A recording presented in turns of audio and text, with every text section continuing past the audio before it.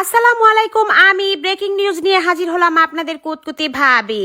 শিরোনামেই থাকছে, প্রথম বউয়ের অনুমতি ছাড়াই নাকি দ্বিতীয় বিয়ে করতে পারবে এখনকার স্বামীরা, যখন খুশি তখন দ্বিতীয় বউ নিয়ে ঘরে ঢুকতে পারবে, কোনো অনুমতির প্রয়োজন নেই, এমনকি বড় বউকে কোনো ডর ভয় কিছু পাওয়ার দরকার নেই, এই রায় দিয়েছে বাংলাদেশ হাইকোর্ট। চলুন এবার বিস্তারিত জানি এই নিয়ে মহিলাদের কান্নাকাটি নাকি পুরুষের আনন্দে লাফালাফি। এই রায় শোনার পরপরই অধিকাংশ পুরুষ খুশিতে আত্মহারা এবং বউকে খোঁচা মেরে মেরে কথা বলার সারা। এছাড়াও মনে মনে সিদ্ধান্ত নিয়েছে, এখন আমি স্বাধীন, ইচ্ছে মতো বিড়ি সিগারেট খাবো আর বাহিরে যাই যতক্ষণ খুশি ততক্ষণ সময় কাটাবো, বউ কিছু বললে দ্বিতীয় বউ ঘরে আনবো।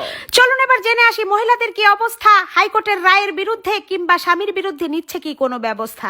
ইতিমধ্যেই খোঁজ নিয়ে জানা গেছে অধিকাংশ বউরাই নিজের বেডরুমের মধ্যে ছোট্ট করে আয়নাঘর বানানোর ব্যবস্থা শুরু করে দিয়েছে। আলমারি সাইজের হবে আয়নাঘর, যেখানে কোনো আলো বাতাস ঢুকবে না, বউ ছাড়া এই তালা আর কেউ খুলতে পারবে না।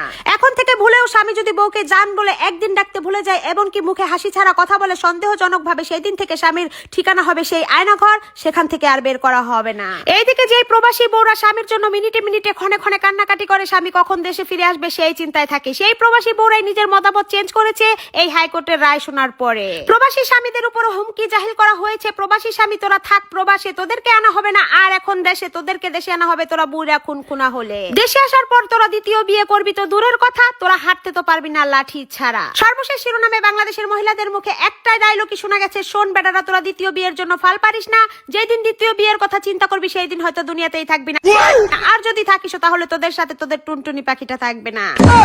এখন আপাতত নিচ্ছি সমাপ্তি। আমি মহিলা কমিটির লিডার কুতকুতি ভাবি। ধন্যবাদ।